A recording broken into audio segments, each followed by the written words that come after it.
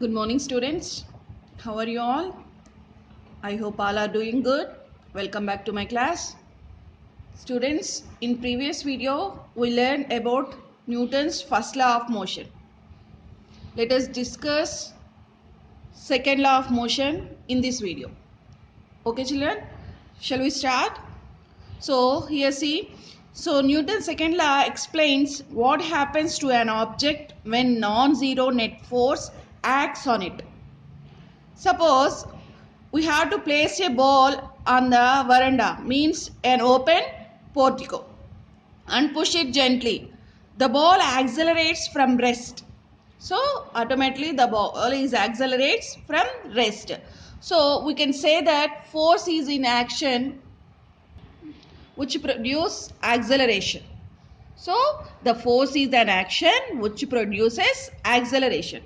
A non-zero net force acting on a body disturbs the state of equilibrium. So now we have to discuss about the linear movement. So once we recall the observations from our everyday life. If a badminton ball and a cricket ball hit you with same speed, which one hurts you more? Tell me. A small bullet fired from gun damages the ball only due to its high speed. So these can be explained by a concept called momentum. What is that? Momentum, which is usually denoted by P. So from the above examples, we say that the momentum depends on two factors. How many factors? Two factors. One is mass of an object and other is velocity. So the momentum depends two factors. First one is mass of an object and the second one is velocity. Okay. Newton's used to phase mass is in a motion. Mass is in motion. So to represent the meaning of momentum, what is meant by momentum? The momentum of a body is simply defined as the product of its mass and velocity. So the momentum is equal to mass into velocity. So mass into velocity means you have these two products of mass into velocity. Momentum P, mass small m, and velocity v, small v. So small p is equal to mv. So momentum is defined as product of its mass and its velocity. Okay, children. Next, it can be stated as mass is in motion. All objects have mass. All objects have mass, children. If an object is in motion, then it acquires a momentum. Momentum is a vector. Why? Why means velocity. Velocity is a vector quantity. So that's why momentum is also a vector. So the direction of momentum is in the direction of velocity. The direction of momentum is in the direction of velocity. Means the SI unit of momentum is kg meter per second, or you should write Newton second also. Clear? See here in your textbook they are given some activities. To explain an activity, to observe the larger the net forces, greater the accelerations. So first one, see what we have to need to do this activity. One block of ice they are taken here. So see children, see this figure carefully. So gently push a block of ice on a smooth surface and observe how the object speeds up, in other words, and how to accelerates. Now increase the net force and observe change in its speed. So what we have to observe? We observe that acceleration of block of ice increases. What we have to observe here? Acceleration of block of ice increases. In this activity, what we have to conclude means if the net force is larger than the acceleration, also greater. What we have to conclude, ma? The net force is larger than the acceleration, also greater. Next activity. What we have to observe in this activity? See. In this activity, we have to need blocks of ice with different masses. In above activity, same masses we are taken, but here different masses of ice blocks we have to taken here. So again we have to apply a force on ice block. It undergoes some acceleration. Now take a block of ice with greater mass, this one. Now apply almost the same force as the ice blocks as observe your acceleration. In both cases, the ice blocks accelerates. In both cases, ice blocks are accelerates. But we can observe that in the second case, it does not speed up as quick as before. So what we have to conclude at this activity means the larger the mass, smaller the acceleration. Larger the mass and smaller the acceleration. Clear children, these two activities. Next, coming to this one. So in these both cases the object accelerates, but we can observe in the second case it does not speed up as quickly as before. So from the above examples, what you have to notice children, in the above two examples, what you have to notice? So the larger the net force, the greater the acceleration if the mass of a body is constant, and also larger the mass, lesser the acceleration if a constant net force is applied. Next, Newton's law, Newton's second law. What it states? Newton's second law states that the rate of change of momentum of an object is proportional to the net force applied on the objects. So in the direction of net force, suppose net force F we have to consider force F. So NET they are given written here. So that one is net force is proportional to change in momentum by time. So F net force is directly proportional to delta P by delta T. Delta P by delta T. So delta P is the change of momentum of a particle or a system of a particles brought about the net force in the time interval delta T. So delta P is momentum and delta T is the time. So when this one is proportionality, when we have to remove this proportionality, a constant is inserted in the equation. We have to remove this proportional, we have to insert one constant. So what is that? So net force is equal to constant K delta P by delta T. Delta means change anamata. So if net force is equal to K delta P by delta T. So the SI units of momentum and time are kilogram meter per second and S respectively. The unit of force is so chosen that the value of constant K becomes 1. Newton's only told this one. K is equal to 1. So that F net force is equal to K. You have to substitute this 1 here. So 1 into this one. So delta P by delta T. We know P is equal to mv. How we know P is equal to mv? Momentum P is equal to mass into velocity. So P is equal to mv. So delta P delta mv.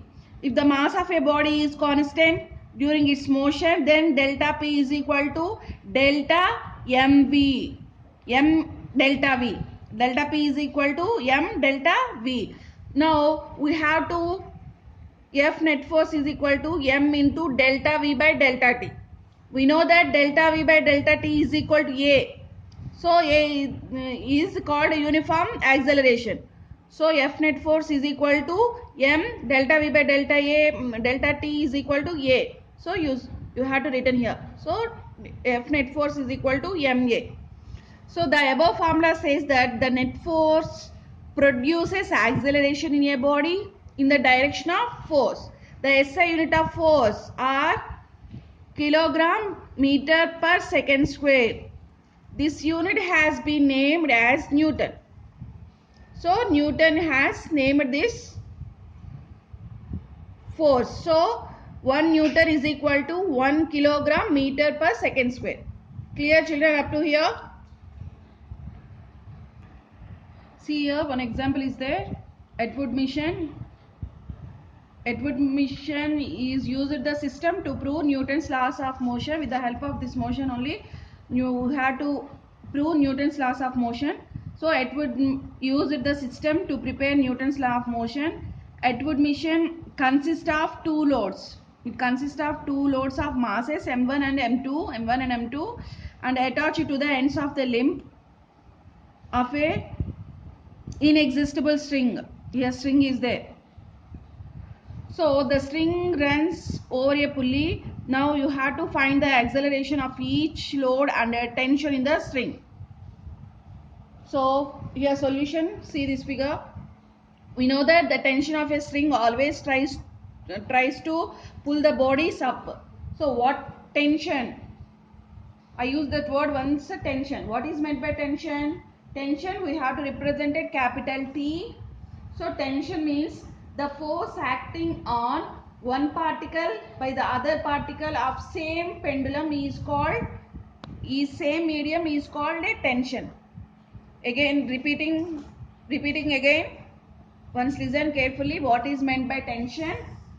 The force acting on one particle by the other particle of same medium is called tension. So tension we should represent it capital T. Okay children. So now see this here. From this figure, FBD of the mass M1, there exist two forces on the load of a mass M1. One is in tension of the string acting in upward direction and the weight of a load acting in downwards direction. So weight of a load acting in downwards direction, the tension of a string acting in upward direction.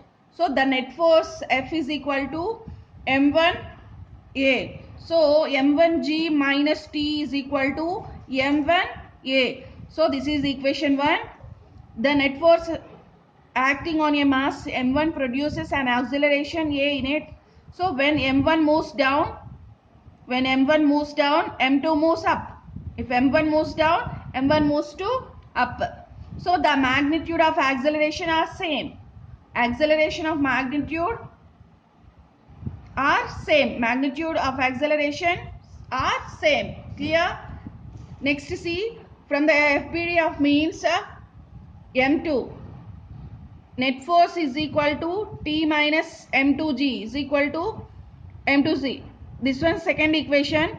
So you have to solving 1 and 2 equations. A is equal to M1 minus M2G by M1 plus M2. So T is equal to 2M1 M2G by M1 plus M2. This is the equation.